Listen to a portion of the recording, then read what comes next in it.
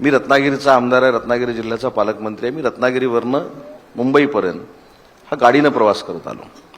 ह्याच्यामध्ये पहिली गोष्ट अशी आहे की आपण एक गोष्ट अशी करतो की मुंबई गोवा महामार्गाला खड्डे पडले आहे. हे चुकीचं आहे. मुंबई गोवा महामार्गाच्या 27 किलोमीटरवर खड्डे आहेत. एकूण रत्नागिरीपर्यंतचा प्रवास हा 350 किलोमीटरचा आहे, 354 किलोमीटरचा आहे. आणि या 354 किलोमीटरपैकी फक्त 27 किलोमीटरला खड्डे आहेत. मग ते खड्डे कसे आहेत ते पण देखील सांगतो. तुम्ही माणगाव आणि इंदापूर हे दोन गावं जर बघितली तर तिथे खड्डे पडण्यापेक्षा तिथं पूर्वी बाजारपेठांनी विरोध केल्यामुळे आपण बायपास केला आणि बायपास होऊ शकला नाही म्हणून तिथं ट्रॅफिक जाम होतं. पुढे तुम्ही असंच गेला की सरळ अगदी आरवली नावाचं गाव आहे. म्हणजे ही नावं मुद्दाम का सांगतो कारण काही आमचे विरोधक मुंबई गोवा महामार्गाला खड्डे पडलेत हे त्यांना दिसतं. तिथे फक्त 4.5 किलोमीटरची जी लेंथ आहे ही 2 लेन व्हायची राहिली आणि ब्रिजेस सुरू आहेत. मुद्दा असा राहतो की मी देखील काल 6 तासामध्ये मुंबईला पोहोचलो. बरं.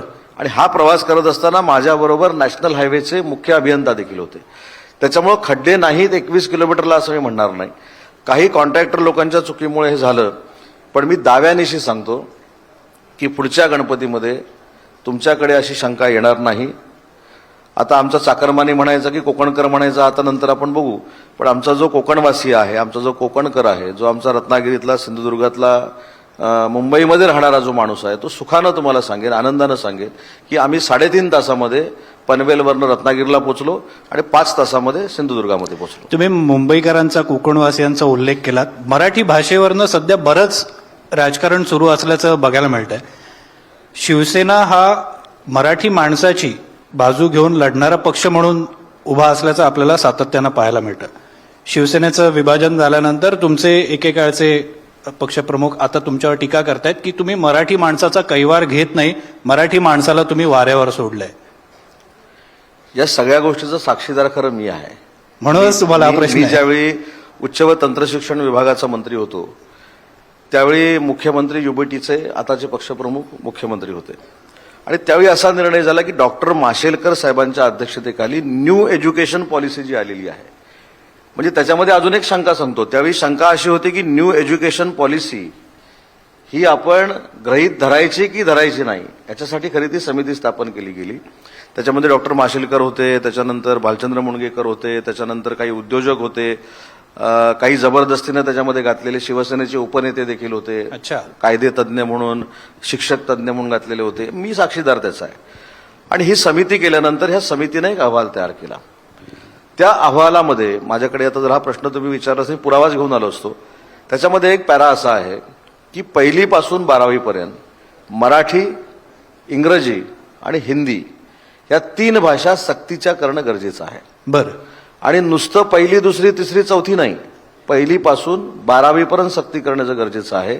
आणि हे कंपल्शन न्यू एज्युकेशन पॉलिसीमध्ये सरकारनं करावं अशा पद्धतीचा अहवाल माशेलकर समितीने दिला.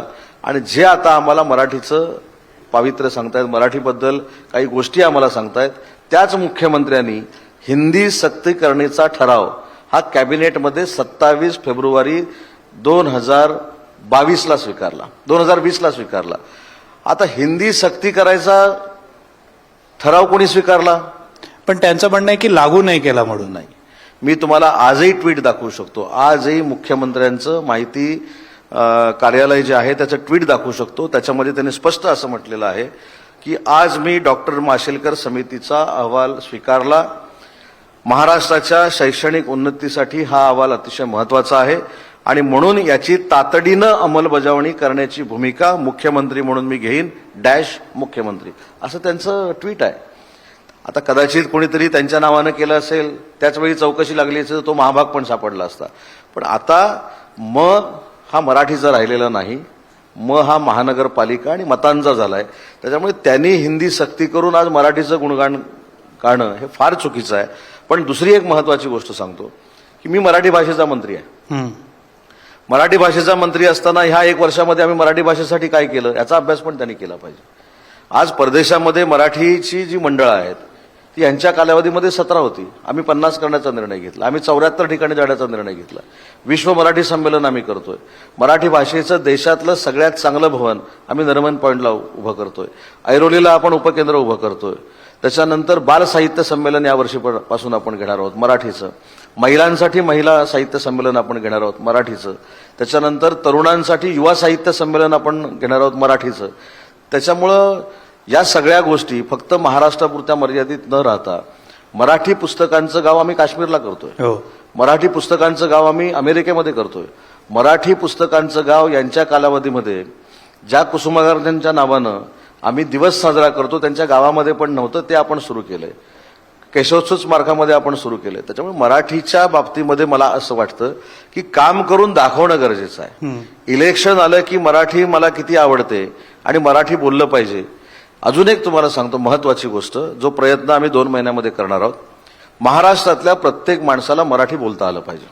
नाही आलं तर सांगतो ना, त्याच्यावर पर्याय देखील आम्ही करतोय की पहिले 5,000 लोक मुंबईतले जे अमराठी आहेत त्यांच्यासाठी आम्ही ॲप तयार करतोय आणि त्यांना देखील मोफत मराठी शिकवणीचा क्लास मराठी भाषा आणि शालेय शिक्षण विभागामार्फत देण्याचा आम्ही प्रयत्न करतोय. आणि मी ठामपणानं सांगतो की त्याच्यामध्ये आम्ही यशस्वी होऊ. काहीतरी पर्याय काढले पाहिजेत. येणारा प्रत्येक माणूस मराठी बोलला पाहिजे, हे मराठी भाषेचा मंत्री म्हणून मी देखील याच्याशी सहमत आहे. पण